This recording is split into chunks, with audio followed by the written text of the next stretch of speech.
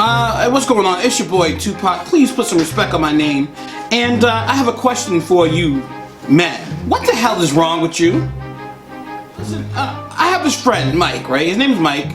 Shouts out to Mike. And he always is so pro-feminist. You know what I mean? Like when a woman, he's like one of the people that say a woman can do no wrong. It's all about men. Men are wrong. Men are bad. Men are evil. And we're savages and all these kinds of things. And I disagree with him a lot on stuff like that. Like he even made a comment that women are better than men. Period. I'm gonna speak the truth about what happens with men. I'm not gonna sit here and make this lie. I don't know a lot of good men. I've been and I was raised. It's not that we are raised to be animals. We're raised to be savages. I know. I've been grew up around men who normalize rape, who normalize sleeping with their man's girl, sleeping with their man's baby mother, sleeping with their girl's sister. I know men who normalize having sex all the time. You know a lot of good women? I know more good women than good men. Sleep with someone. 8-1. I know more good women than good men, by far. And I disagreed with him about it. Thought he lost his mind. But guess what? After this weekend, I'm starting to see the light. Because a lot of y'all men have lost your minds. Take Ray Rice, for example. Ray Rice in 2014, when he knocked out his then fiancée, Janae Palmer, on an elevator. After she struck him first, they both were charged with domestic violence. The video still haunts a lot of victims of domestic violence again today. So when I saw the video, at first when I heard about it, I said, oh, well, she hit him first. Hey, you know, don't hit a man unless you expect to get hit by a man. Then I saw the video. Then again, seemingly punching her so hard, she hits a railing and is knocked out cold.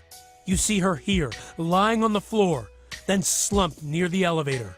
Players today, appalled. He knocked the hell out of her. I mean, she hit her and then her head hit the handrail in the elevator and then she was out. Passed out for so long that he dragged her out of the elevator. So it's almost like when you don't see these things, it doesn't affect you as much. But after seeing them, you still should be like, okay, that was a little too far. And guess what? Some of y'all men still defend him.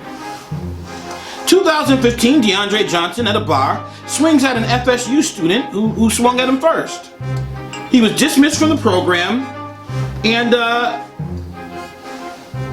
charged with a misdemeanor. He was able to play again, but he ended up playing for the East Mississippi Community College. Trust me, that is a big drop-off from playing for FSU to then going to East Mississippi Community College. But still, some of y'all men said, well, in the video, she hit him first. So they're in the lower half there. He's pushing up against her, it looks like. She gets mad. She's got the fist already up. He grabs the fist. She notices her legs. She kicks. She goes to punch, and then he punches her. Unbelievably, she's still on her feet. Men on women in violence is nothing new. Let me start off with that. Men on women violence is nothing new. As a matter of fact, if anything ever happened to my wife or my wife was missing or is suspected of being murdered, the number one suspect would be me because I'm her husband. And rightfully so, because more often than not, when a murder happens to a woman, it's usually the person that they've been in a relationship with. And for all of you, oh well, you know, this is it's a white woman, you love white, whatever. The number 2 cause of death for black women, guess what it is? It ain't AIDS, it's not cancer, it's not vehicular accidents, it's not any accidents. The number 2 cause of death for black women is black men. Let that sink in. The problem in each of these cases is that there's a sense of men wanting to come to the defense. Not of the women, but of the men. Take this for example. July 2014, Joe Mixon, a running back for the Oklahoma Sooners, got into an altercation with a white woman, Amelia Molitor, at a Pickleman's Gourmet at the Oklahoma Campus Center.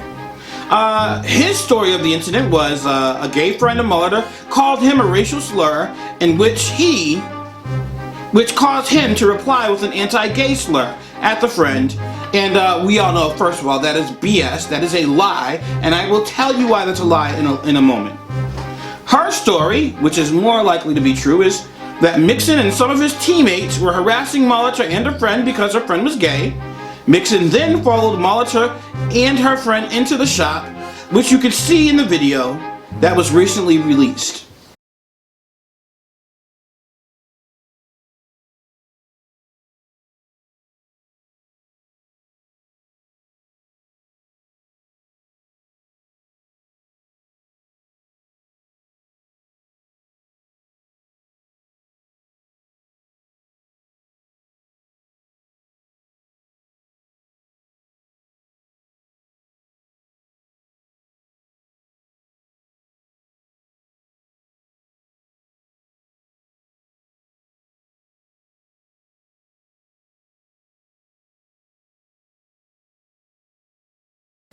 Molitor and the friend came into the cafe. Moments later, Mixon follows along, goes to the table where they are at, and words are exchanged. She gets up, shoves him, he flinches like he's going to hit her. She slaps him in the neck, and then he proceeds to knock her unconscious, breaking bones in her face, requiring surgery and having her jaw wired shut. And in October of that same year, 2014, Mixon entered an Alford plea to a misdemeanor assault charge for the incident. An Alford plea, by the way, for those of you who aren't aware, is a guilty plea in criminal court in which the defendant does not admit to the criminal act, but doesn't believe that he would be able to prove his innocence in a court of law, or that the prosecutors would more than likely be able to convict him. So he pleads guilty to this, and he gets a 1-year deferred sentence, and he had to perform 100 hours of community service and counseling. Meanwhile, Amelia Molitor's jaw was wired shut. She was harassed by other people at Oklahoma University because, of course, he's the star player, so, they care about their star players more than any victims. And, further embarrassment with her name being all over the news. For example, after the incident happened and the video came out where he knocked her unconscious, some men decided to post pictures of her mugshot when she got arrested for weed possession. As if to say, oh, weed possession, she deserved to get knocked out. If you want to talk about police brutality, I'm with you. If you want to talk about us getting unfair sentences when it comes to jail as compared to our white counterparts, I'm there with you. Let's go to war. I am not with you for this type of foolery. If you try to defend Joe Mixon after watching that video of him knocking that woman unconscious, you are a coward and a clown. I posted this on my Facebook page. First off, let me say, Atlanta Black Star. It's a website that posts news that usually pertaining to the black community. I enjoy it because, of course, I am black. So, yeah, stuff for black people that interests me. They posted the video of the incident, and here's the the headline of it. New video shows Joe Mixon altercation and how society ignores white female violence towards black men.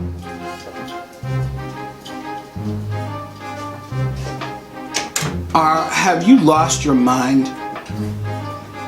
So, in a reply to that, I shared it on my Facebook page, and I wrote this. I don't care what she did, or said, or how many times he was called nigger, he had every opportunity to walk away. Instead, he followed her into the establishment and hit her like she was a grown man. There's no good reason why he's not in jail, even today, let alone playing college football again.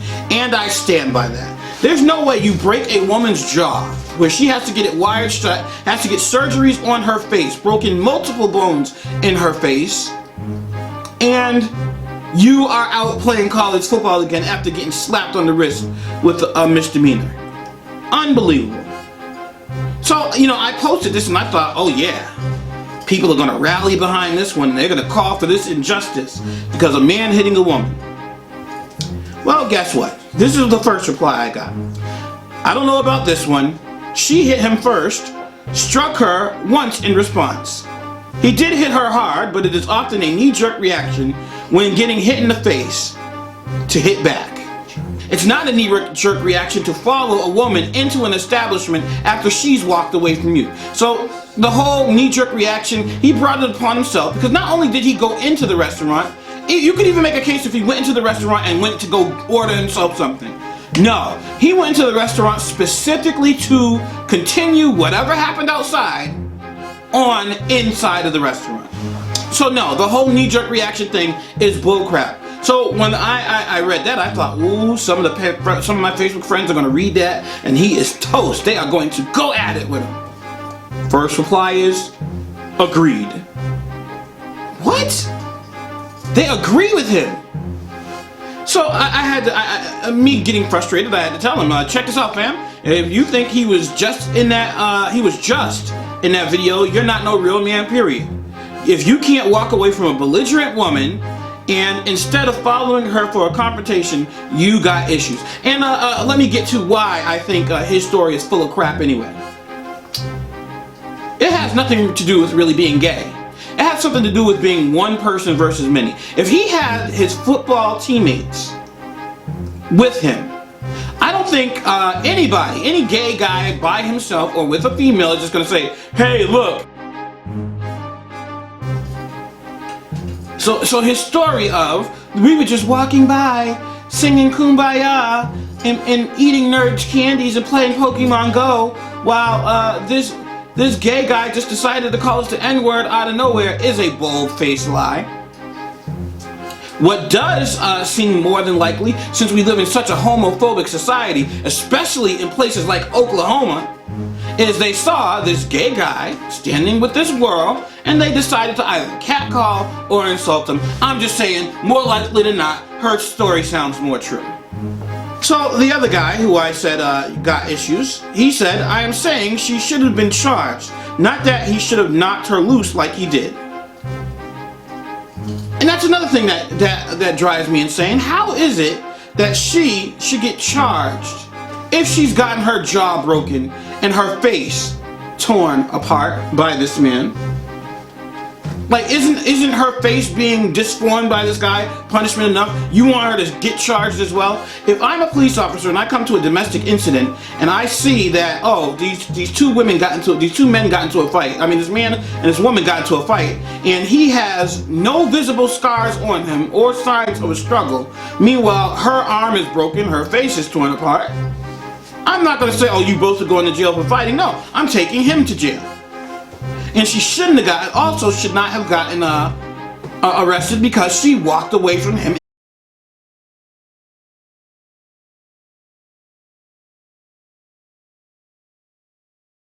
And he followed her.